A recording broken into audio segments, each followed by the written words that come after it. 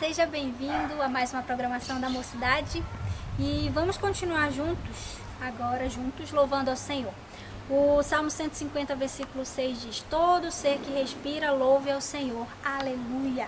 Vamos dizer a Ele que Ele é a nossa única razão, a razão de nós sermos povo de Deus, de sermos família do Senhor e juntos louvarmos a Ele.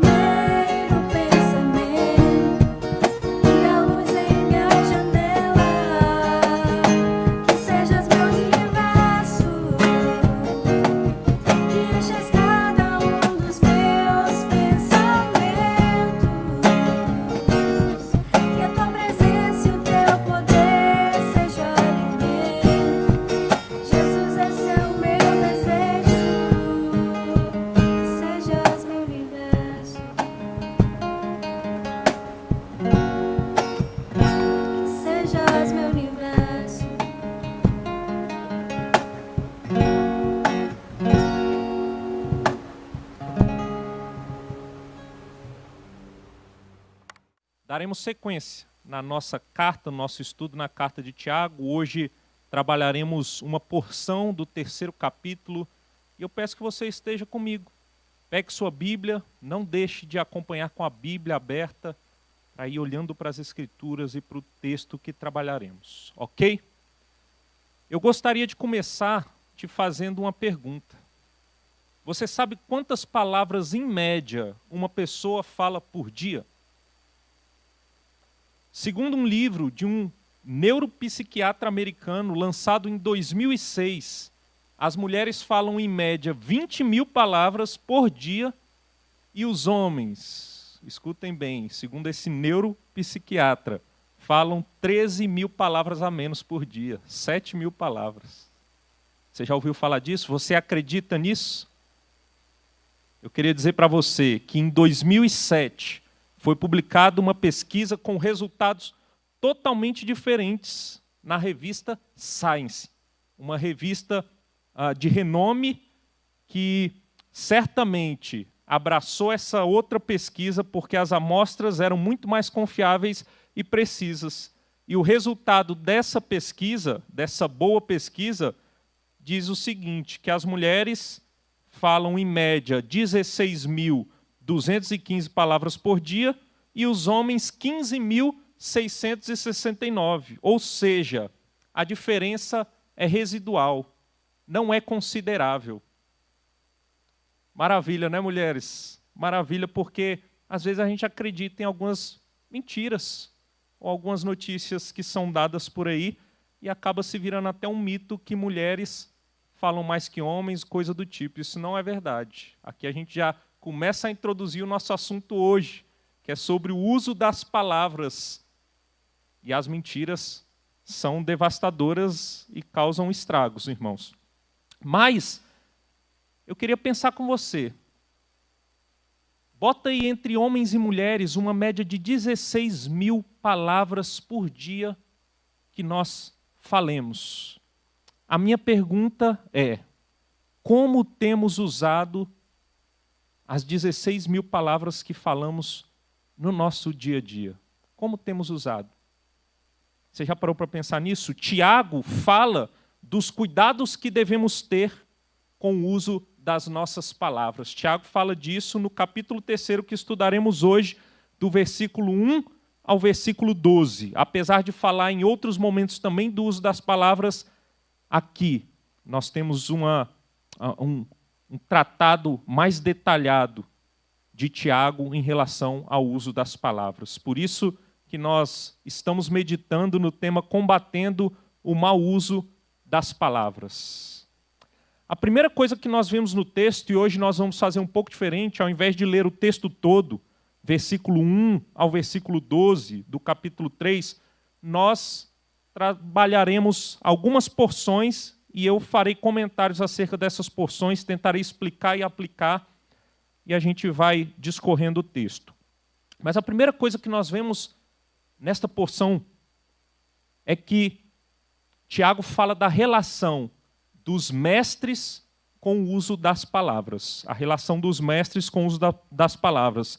Ele diz no verso 1 e 2, meus irmãos, não vos torneis muitos de vós mestres, sabendo que havemos de receber maior juízo, porque todos tropeçamos em muitas coisas. Se alguém não tropeça no falar, é perfeito varão, capaz de refrear também todo o corpo. Interessante, meus irmãos, o que Tiago faz aqui. A primeira coisa que me chama a atenção é que ele sempre usa esse termo meus irmãos ou meus amados irmãos, e é assim que ele começa essa sentença, meus irmãos, mostrando que até a exortação de Tiago é um sinal de amor, tem afeto no meio disso, né? Para nós não entendermos como simplesmente hoje em dia alguns entendem as exortações como um julgamento precipitado ou algo do tipo. Nem todo julgamento é precipitado, muitos acontecem por amor, para que haja arrependimento, perdão de pecados e transformação. Mas o que Tiago vem falar depois dos meus irmãos, se voltando para esses irmãos em Cristo, é o seguinte, não vos torneis muitos de vós mestres. Aqui Tiago não está dizendo que aqueles que sentem a vocação para serem mestres, para o ensino no meio do povo de Deus, devem se furtar de fazê-lo. Não é isso. Ele não está desincentivando pessoas a se tornarem mestres, mas ele está dizendo para que muitos não se tornem, para que muitos não queiram se tornar mestres. Mestres são aqueles que ensinam. E o grande instrumento que os mestres têm para ensinar são as palavras. Eles usam palavras para ensinar o povo. Esse é o grande instrumento. Lá em Tiago 1,19, como já vimos anteriormente, Tiago diz o seguinte: sabeis estas coisas, meus amados irmãos, todo homem, pois, seja pronto para ouvir, tardio para falar, tardio para se irar. Então ali a gente já vê uma introdução nesse assunto do uso das palavras, e ele diz que precisamos primeiro ouvir. Isso serve para os mestres. Os mestres, aqueles que querem se tornar mestres, eles devem ouvir e se encher da palavra para depois falar. O que acontece é que muitos, como já dissemos antes, querem se tornar mestres por outras motivações, ou por motivações pecaminosas, e eles acabam fazendo mau uso das suas palavras porque não estão cheios da palavra do Senhor. E fazem mau uso desse grande instrumento que todo mestre tem que saber utilizar muito bem. E ele diz ainda: vocês que querem ser mestres, não se tornem mestres, porque maior juízo nós teremos. E ele se inclui aí como grande mestre que Tiago era, como grande homem de Deus e coluna da igreja primitiva. Ele se inclui, e ele diz, sabendo que havemos de receber maior juízo. E de fato, a própria Escritura fala sobre isso, que aqueles que muito recebem, deles muito será cobrado. Ou seja, um mestre, alguém que é mestre, supõe-se que ele conhece para ensinar. E por isso dele será cobrado, porque para ele muito foi dado. Mas não somente isso, os mestres receberão maior juízo, porque os mestres influenciam grande número de pessoas. Ou que seja uma pessoa, eles influenciam pessoas. Já pararam para pensar na responsabilidade no uso das palavras por parte de um mestre? Ele influencia com aquilo que ele está ensinando. E falsos mestres certamente receberão um juízo do Senhor, que nós não sabemos exatamente o que vem a ser isso, mas será um juízo maior. Será uma pena maior para estes, porque com eles levam muitos outros ao erro, ao engano. Então, por isso, Tiago instrui. Nem muitos de nós, ou melhor, muitos de nós deixem de querer ser mestres. Que não sejam muitos, é isso que ele diz. Mas a pergunta que eu faço é, e como cristãos? Nós que temos, como cristãos que somos, obrigação também de pregar o Evangelho, de ensinar aqueles que não conhecem o Evangelho do Senhor Jesus, como você tem usado as suas palavras?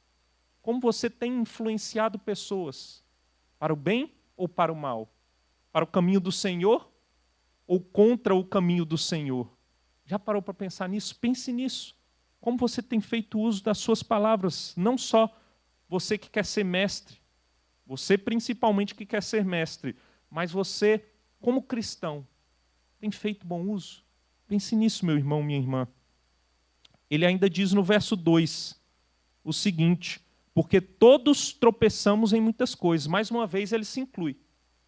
Todos tropeçamos em muitas coisas. Tiago não está isentando os erros dele também.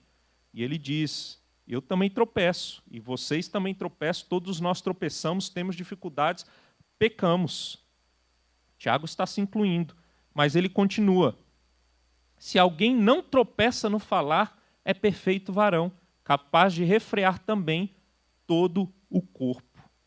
Apesar de todos nós tropeçarmos, todos os homens, independentemente da época, local, todos os homens que já existiram tropeçaram e tropeçam até hoje.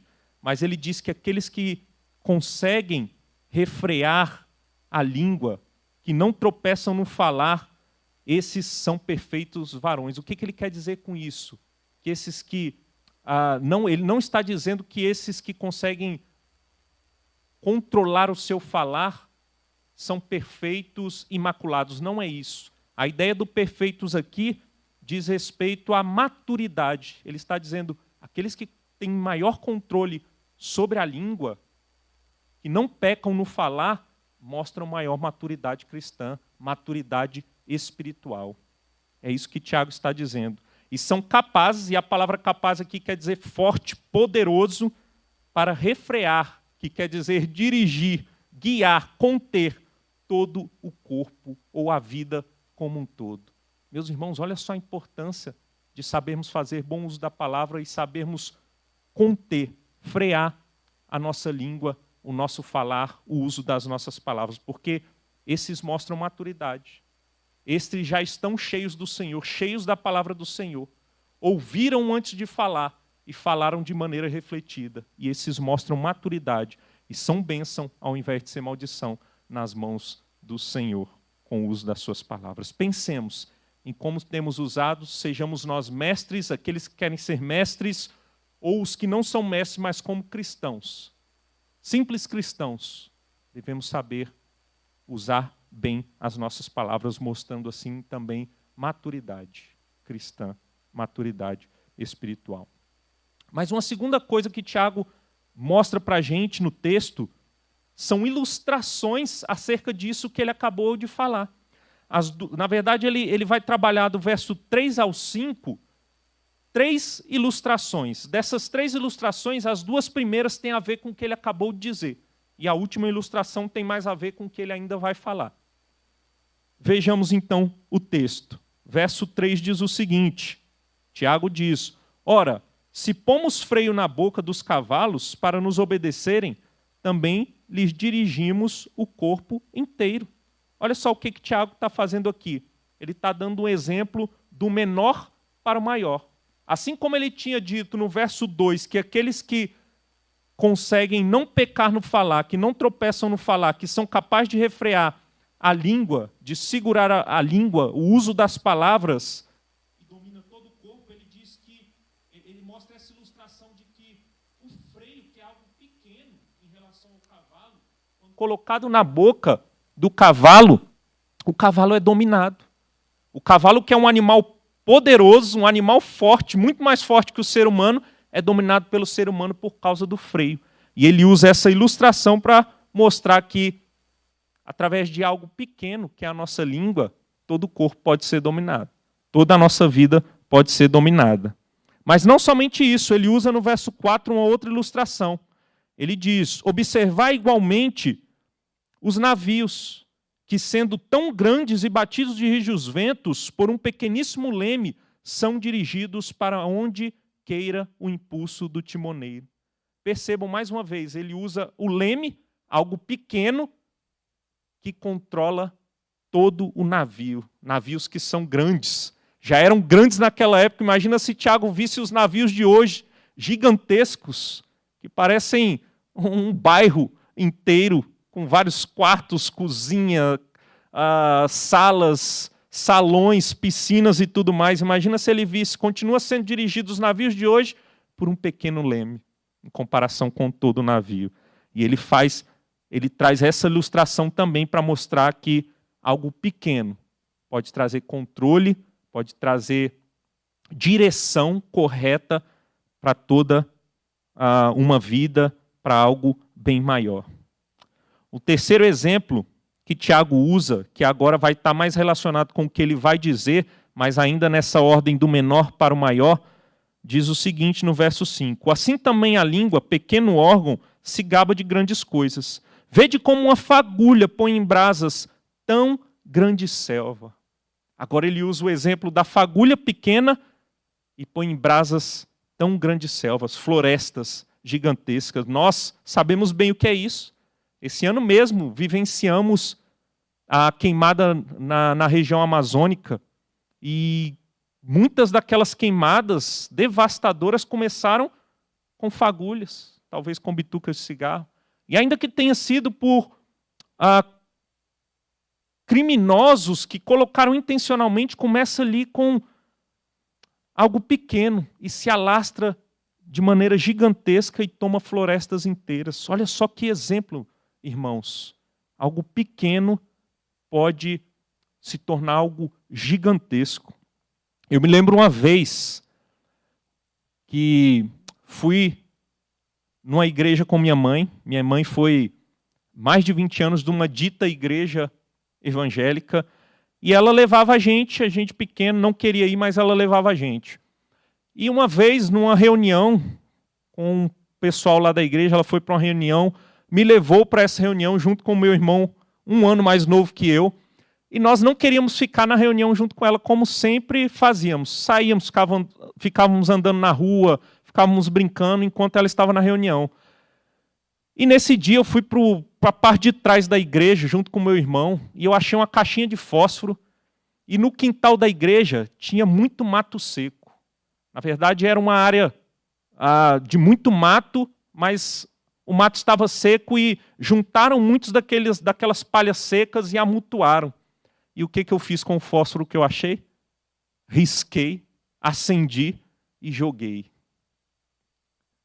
Meus amigos, foi o tempo de eu voltar para dentro da igreja, porque eu vi que eu tinha feito besteira. E eu vi o povo todo correndo de dentro da igreja, porque a fumaça tomou conta de todo o salão da igreja, o quintal estava em chamas da igreja, e era um incêndio gigantesco, porque aquele mato todo começou a pegar fogo.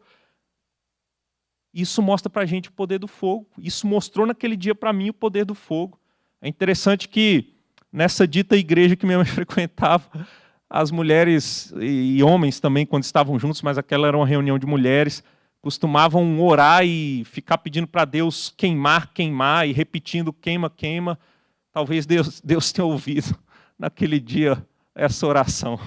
Brincadeiras à parte, meus irmãos, o fogo é algo avassalador, ninguém ficou no templo, o fogo tomou conta do quintal, a fumaça entrou na igreja e foi algo horrível. E eu vi naquele dia o poder do fogo, e é justamente isso que Tiago está mostrando aqui para a gente. O fogo ele é destruidor, o fogo ele é avassalador, o fogo ele cresce e toma proporções de maneira muito rápida, como aconteceu aqui, como o exemplo que ele dá das florestas também.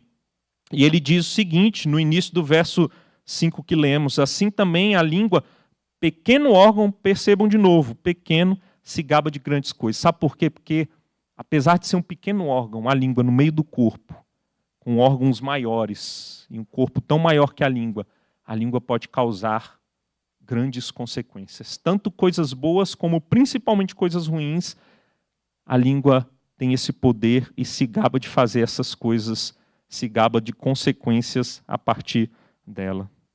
É o que acontece, meus irmãos.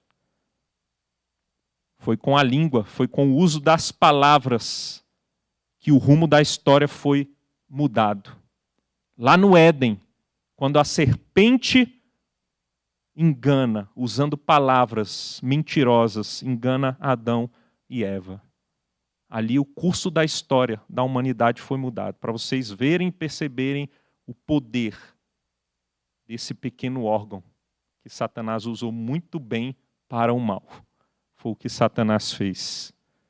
Ele que urde engano, que tem veneno nos seus lábios, ele faz isso e fez melhor do que ninguém. Ao longo de toda a história da humanidade, o uso de palavras tem causado estragos gigantescos e continuará causando. Por isso nós temos que estar atentos. E é justamente essa introdução do que Tiago vai continuar trabalhando nos versos 6, 7 e 8. Ele vai falar do poder destruidor das palavras, agora de maneira mais detalhada. E ele começa dizendo no verso 6, acerca desse poder destruidor das palavras. Ora, a língua é fogo. O fogo, como eu já disse, é consumidor, devastador. Tudo aquilo que alimenta o fogo, ele toma de maneira rápida e consome até o último suspiro daquela coisa. Mas ele diz ainda que, além de fogo, olha o que ele diz, é mundo de iniquidade. A língua é mundo de iniquidade. O que Tiago quer dizer aqui? Que a língua é o veículo de muitos e muitos pecados. É interessante, irmãos, como a Bíblia, desde o Antigo Testamento, passando pelo Novo Testamento como um todo, trabalha vários e vários pecados que se originam na fala, no uso das palavras. São muitos e muitos, que não dá para enumerar todos aqui, citar todos, mas pense comigo, essa ideia de mundo de iniquidades é uma gama gigantesca de pecados que, através da língua, são consumados. Se não vejamos a mentira, a difamação, a fofoca, a calúnia, a humilhação, a blasfêmia. Através da língua se incita o ódio, a luxúria, o desprezo, o medo e tantos outros pecados que poderíamos citar. É nesse sentido que a língua é um mundo de iniquidades. E Tiago ainda continua no verso 6. A língua está situada entre os membros do nosso corpo e contamina o corpo inteiro. E não só põe em chamas toda a carreira da existência humana, como também é posta ela mesma em chamas pelo inferno. Então Tiago diz que a língua que está entre os membros do corpo, sendo pequena, ela contamina o corpo inteiro, ela polui, ela mancha, ela corrompe o resto do corpo. E ele ainda diz que ela mancha, ela põe em chamas toda a carreira da existência humana. E essa ideia de carreira da existência humana diz respeito à vida como um todo. A língua, esse pequeno órgão que está entre os membros do corpo, põe em xeque, mancha toda uma vida de uma pessoa. É isso que o texto está nos dizendo. Uma língua má, irmãos, pense nisso, uma língua má mancha todas as áreas da vida de uma pessoa. Às vezes a pessoa tem tudo para se dar bem em determinadas áreas da vida, mas se ela tem uma língua má, se ela faz mau uso das palavras, a vida dela como um todo é manchada, como um todo. Olha só o poder destruidor que a língua tem e Tiago mostra para a gente. Por isso devemos saber que é necessário fazermos bom uso da palavra. Mas ele não para por aí. Ele diz ainda nesse mesmo verso 6 que lemos, que ela é posta ela mesma em chamas pelo inferno. Além dela pôr em chamas toda a carreira da existência humana, toda a vida, ela é posta ela mesma em chamas pelo inferno. O que isso quer dizer? O que Tiago está dizendo aqui, como chamas do inferno, é que Satanás, que habita no inferno, que vai habitar lá para todo sempre, junto com os seus anjos e com os réprobos, Satanás influencia aqueles que fazem mau uso das palavras. Satanás está por trás do mau uso das nossas palavras e principalmente do mau uso das palavras daqueles que não creem no Senhor, dos ímpios. Satanás está por trás. São palavras do próprio Satanás, as más palavras, a língua que fere, a língua que mente, a língua que calunia, a língua que incita o ódio, é influenciada por Satanás, e é isso que Tiago está dizendo aqui. Versos 7 e 8 ainda, ele diz: pois toda espécie de feras, de aves, de répteis e de seres marinhos se doma e tem sido domada pelo gênero humano. Ou seja, o homem é a criatura de Deus criada para governar o resto da criação. Todo o resto da criação do Senhor está debaixo do governo, como diz o próprio Deus, lá em Gênesis 1:26, para o homem, que todas as coisas, os animais, seriam colocados debaixo do domínio do homem, para que o homem domasse, para que o homem cuidasse, para que o homem cultivasse a criação, cultivasse a terra. Foi colocado tudo debaixo do governo do homem, e o homem tem feito isso mesmo depois da queda. Tem domado animais marinhos, aves, répteis e todo tipo de animais, inclusive selvagens. Mas vem o verso 8, a língua, porém, nenhum dos homens é capaz de domar. A língua, porém, nenhum dos homens é capaz de domar. Tiago mostra a dificuldade que o ser humano caído, nós como pecadores, temos de domar a língua. E eu sei bem como é isso. Você que está me vendo sabe como é difícil domar a nossa língua. Quantos pecados nós cometemos com a língua.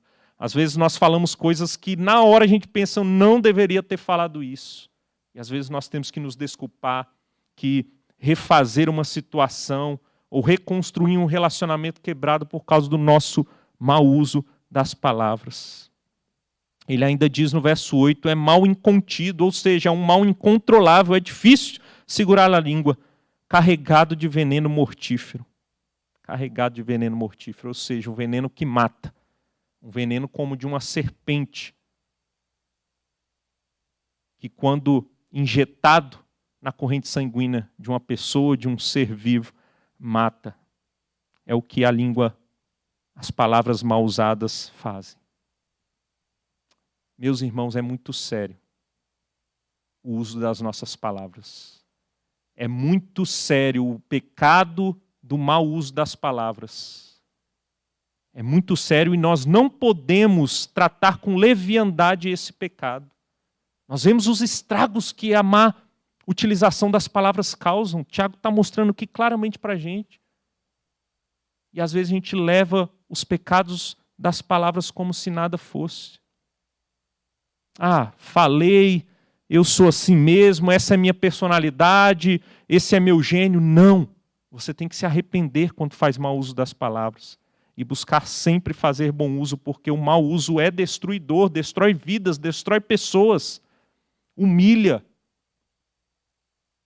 Temos que saber fazer, meus irmãos, bom uso das nossas palavras. E quando eu coloco aqui, coloquei no título, combatendo o mau uso das palavras, eu quero expandir essa ideia, não simplesmente aquilo que falamos, mas nos nossos dias nós temos que levar em consideração também aquilo que digitamos, aquilo que postamos nas redes sociais.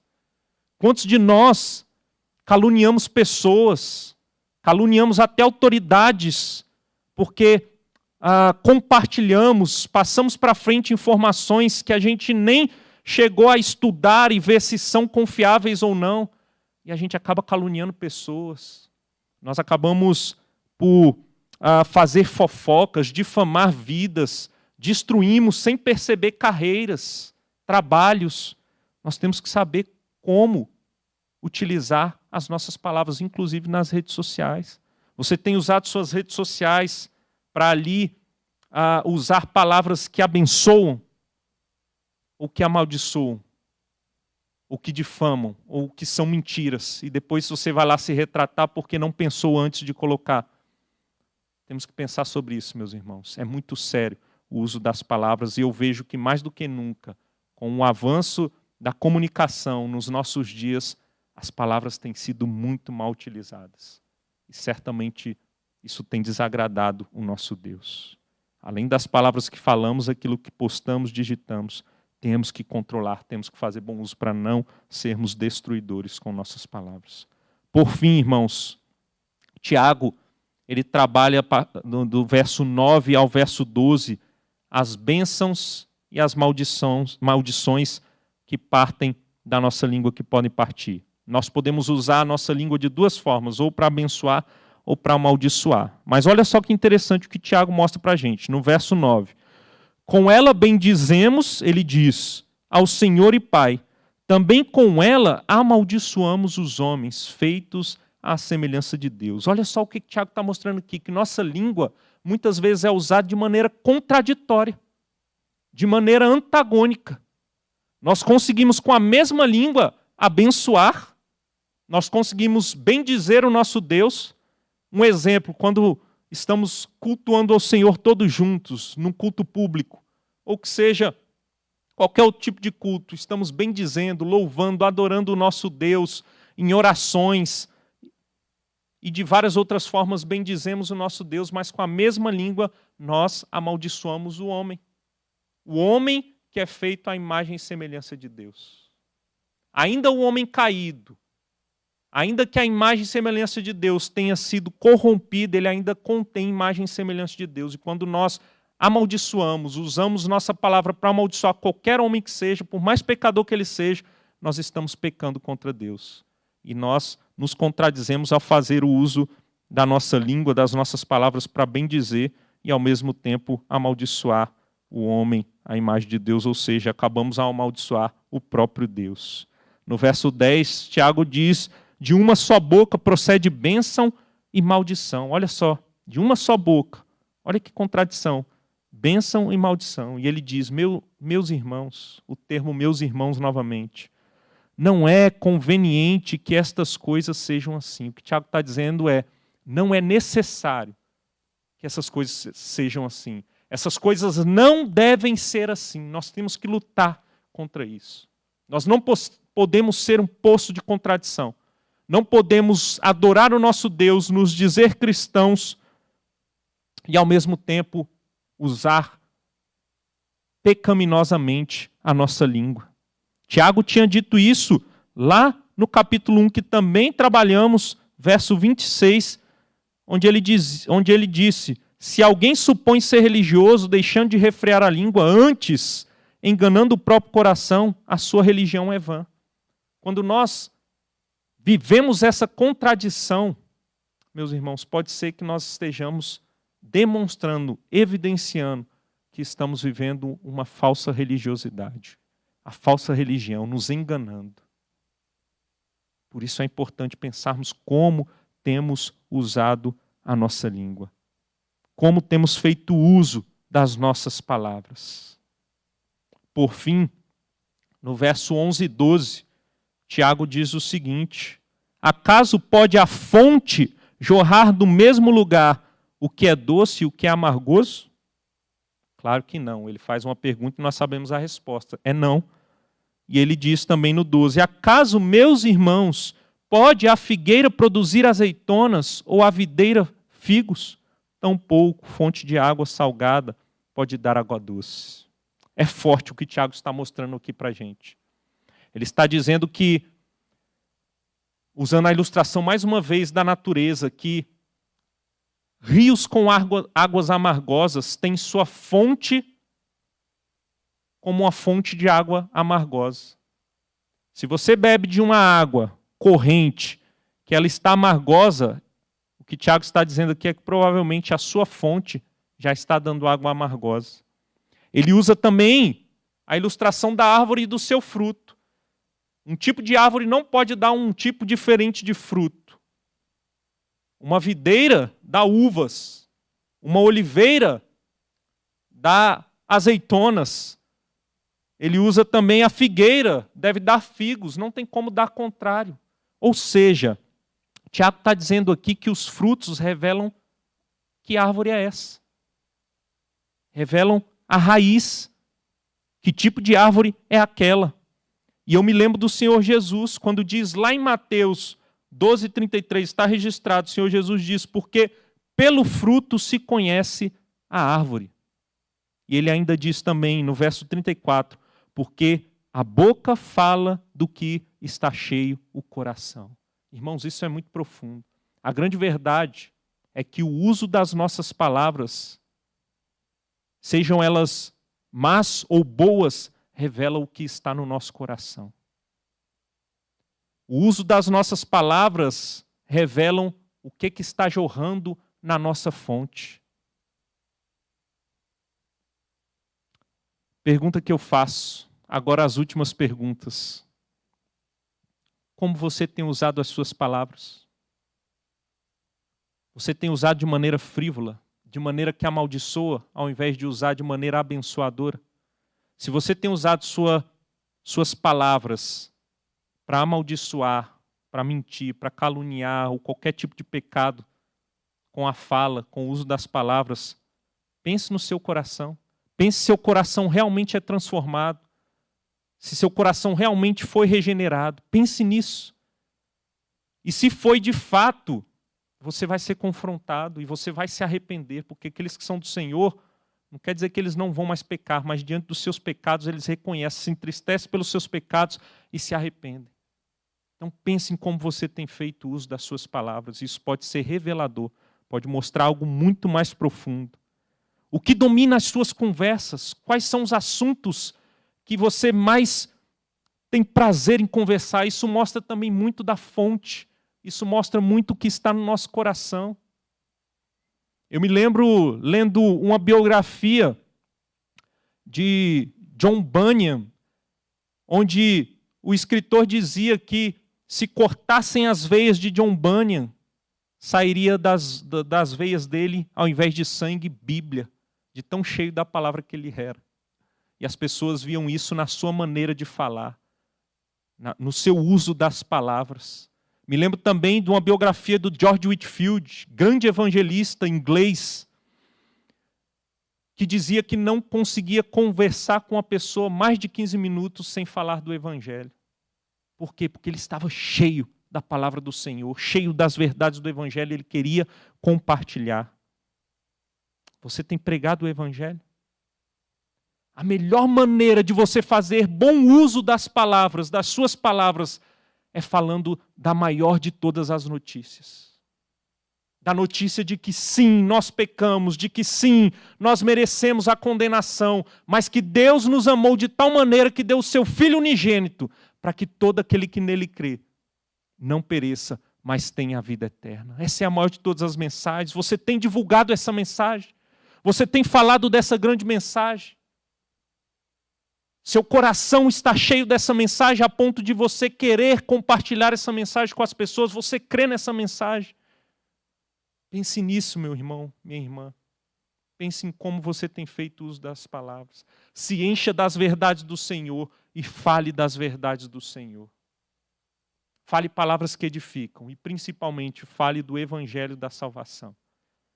Porque, sim, as palavras têm poder destruidor, mas elas podem ter proveito glorioso também, poder de salvação. Porque, como disse o apóstolo Paulo, somos salvos pela graça mediante a fé.